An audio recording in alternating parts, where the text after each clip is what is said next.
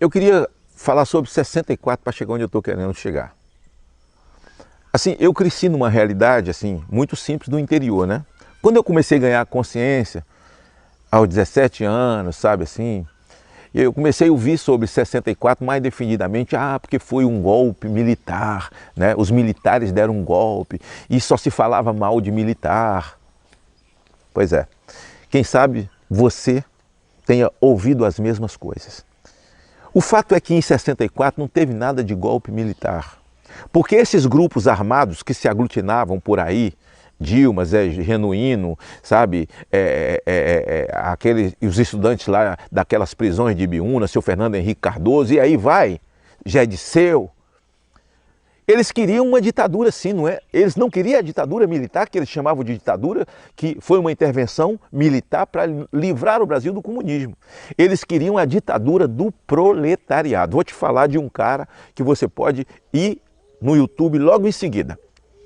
Gabeira fala sobre o golpe de 64 ou Eduardo Jorge do PV, que são dois partidos de esquerda e são dois caras de esquerda. E, aliás, Eduardo Jorge é o maior lutador para legalizar o aborto e a maconha no Brasil, e eles vão até debochar e dizer que não tinha luta pela democracia, que ninguém lutou pela democracia. Quando a esquerda fala em democracia no Brasil, é falácia, mentira, diz eles. Na verdade, nós lutamos, foi para uma outra ditadura, nós queríamos a ditadura do proletariado. Agora você imagine, quem era treinados pelos irmãos Fidel Castro, Raul Castro, Che Guevara, queriam democracia?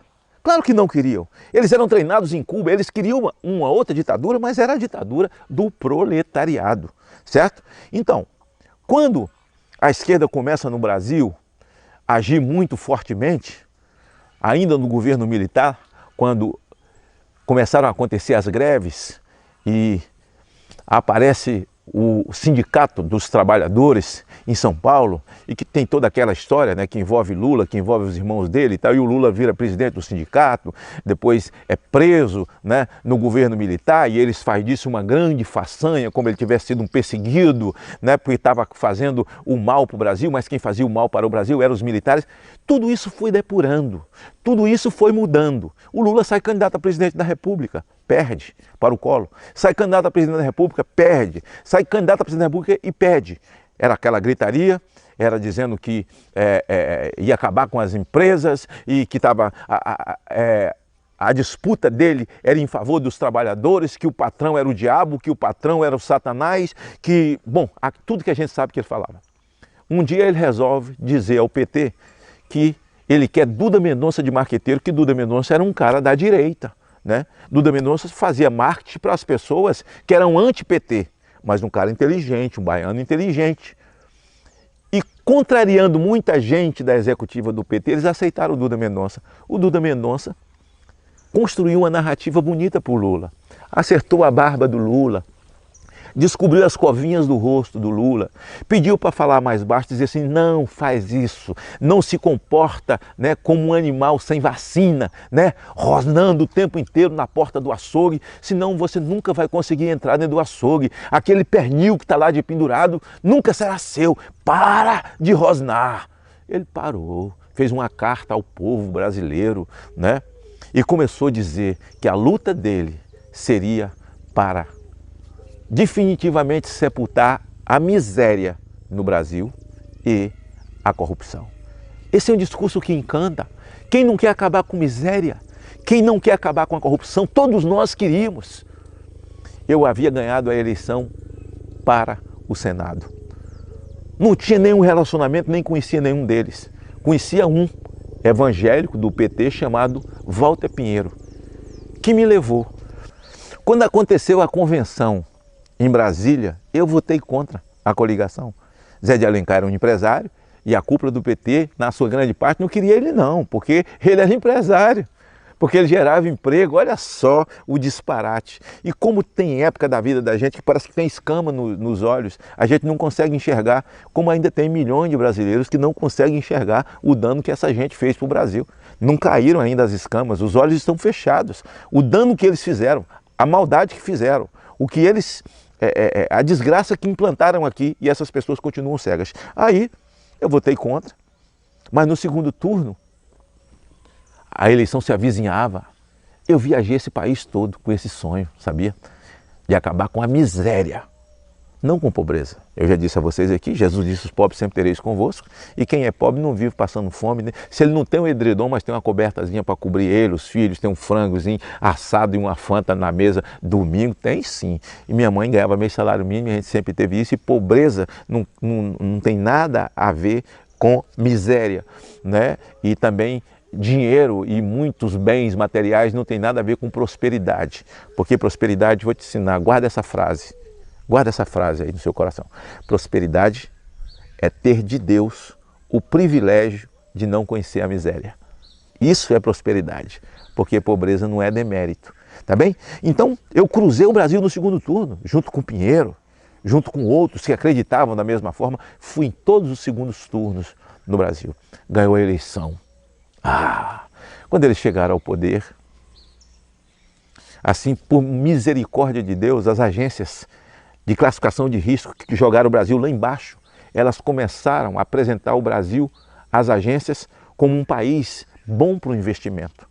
O Brasil começou a tomar corpo. As bases da economia já estavam dadas, eles criaram o Bolsa Família, que é um esquema do comunismo, desse socialismo falido no mundo inteiro.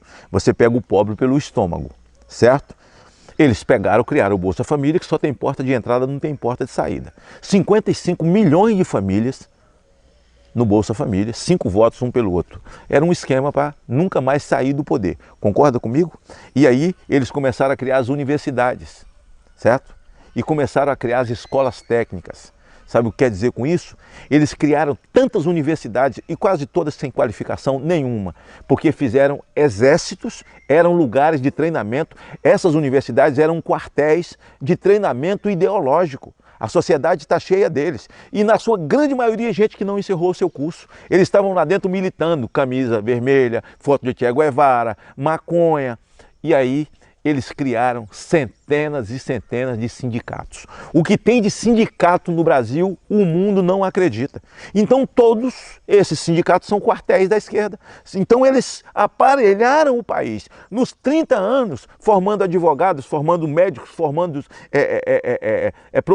professores nas universidades federais, todos sendo treinados ideologicamente de esquerda, estão todos na sociedade. E como fazer para desmanchar isso agora?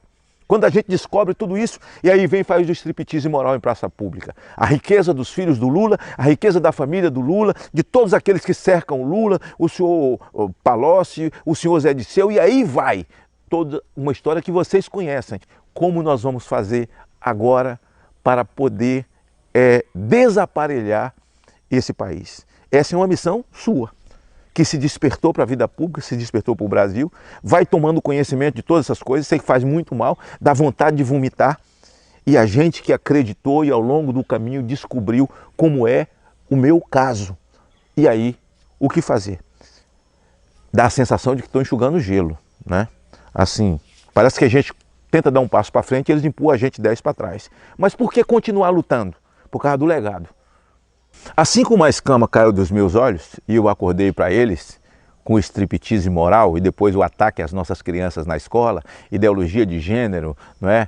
Kit gay, destruição de valores de família, a nossa cultura judaico-cristã, família tradicional, o desrespeito, sabe? E essa história de fazer refém para eles as minorias e o politicamente correto, caíram as escamas dos olhos de muita gente, mas poucos tinham coragem de verbalizar. E de repente eu fui um desses poucos que comecei a verbalizar. Houve dias no Senado que no começo disso tudo eu me sentia como João Batista, uma voz que clama no deserto. Mas já tinha outro João Batista lá na Câmara, que é o atual presidente Jair Bolsonaro, que era deputado federal. Eu fui deputado federal com ele, quando eu assumi a CPI do narcotráfico, mas só que a CPI tinha tanto volume que eu convivi pouco com ele. A nossa convivência veio depois e ela se afinou. Ela veio se afinando, ela veio se encaixando, o nosso relacionamento, a nossa amizade foi ficando forte a partir desse momento, quando nós descobrimos de fato, que eu descobri de fato, quem era a esquerda, quem era o PT e o que nós precisávamos fazer para chegar nesse Brasil, nesse momento que nós estamos vivendo agora.